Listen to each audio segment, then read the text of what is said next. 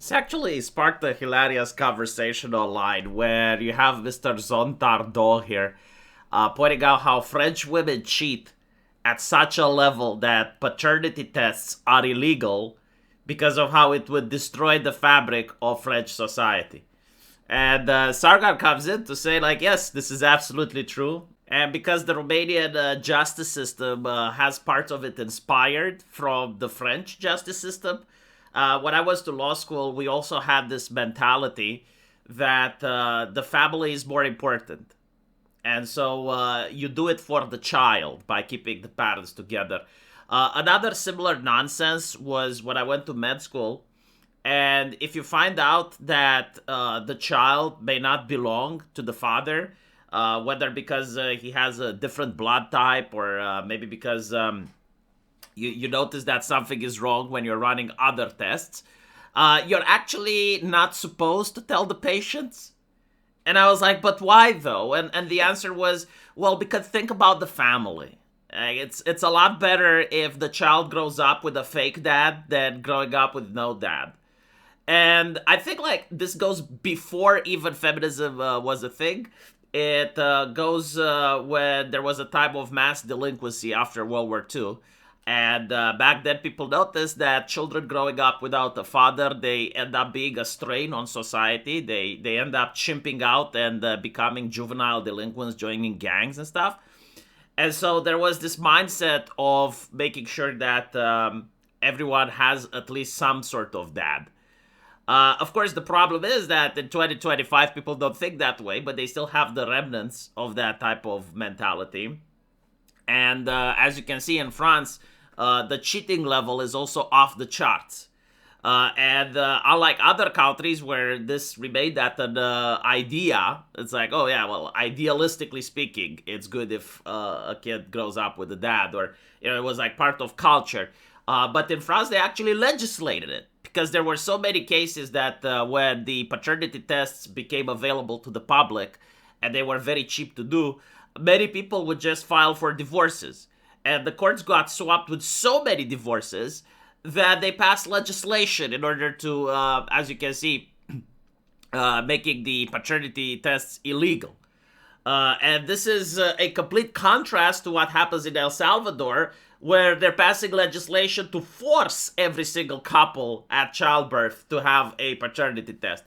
And by the way, like, this is completely doable because take into account that when a child is born, like, he gets stuck with vaccines and he gets stuck with other medical procedures. So, like, what's the problem with adding a paternity test to that? And, well, the problem is that it affects women. So, if something affects women in society, you know for sure it's going to be changed. Now, the thing that I love the most about all of this is the community note. The people adding context to this, they thought that they're being quote-unquote helpful, when in reality, like, they're making it much worse. They basically said that paternity tests are not illegal in France. Non-consensual paternity testing is illegal. But court-ordered testing to establish or contest paternity and the purpose of obtaining or denying child support remains legal. Around 1,500 tests are ordered each year in France. Oh my goodness, 1,500. Holy shit, that's a big number, right? Except when you realize that the population of France is around 80 million people.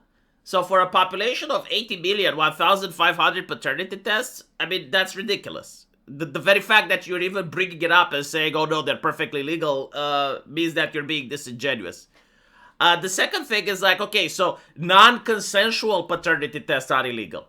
Right, so when does a paternity test actually become useful? Well, when there is cheating going on, right? And you want me to believe that a woman that knows her child isn't hers is going to be extremely consensual when it comes to a paternity test. Get the fuck out. No, like, people are basically pointing out that France is backwards when it comes to this topic. And they absolutely are. Like, compared to the rest of the world, yeah, what they are doing is batshit insane. Now, I actually looked at the conversation and many people were trying to make it on gender and bring up the point that, well, actually, men are cheating more, or it's not just women. And to be fair, like, that is a valid conversation. Like, for every single dad who believes the kid is theirs, that dad probably has a friend or a family member or someone close that fucked his wife. Like, as a society, you have to condemn that as well. And honestly, I don't think like any type of man would enjoy knowing that his best friend fucked his wife and say, well, I mean, that's not a problem. It's just my wife's fault, right? Like, no one thinks like that.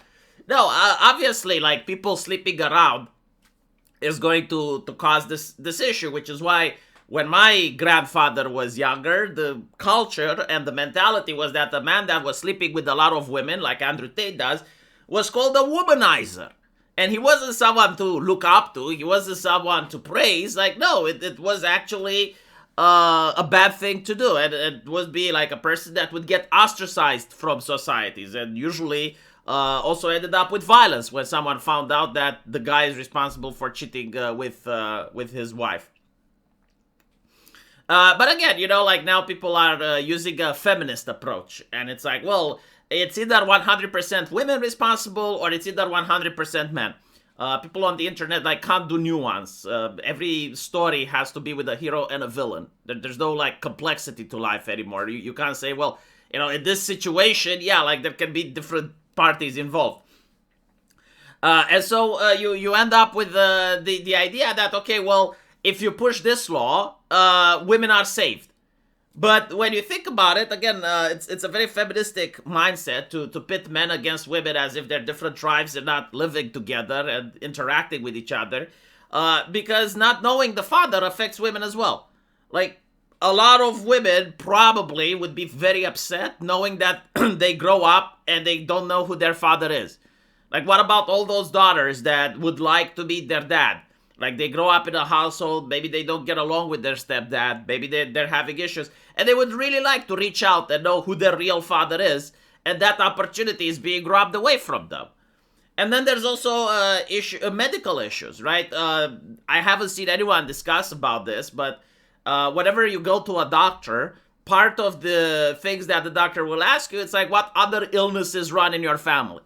Because that helps them know, like, should they screen for cancer? Should they look for something or something else, right? Like, if your parents, for instance, both died of pancreatic cancer or both had diabetes, that helps the doctor know, like, what exactly he should look for when he's running tests on you.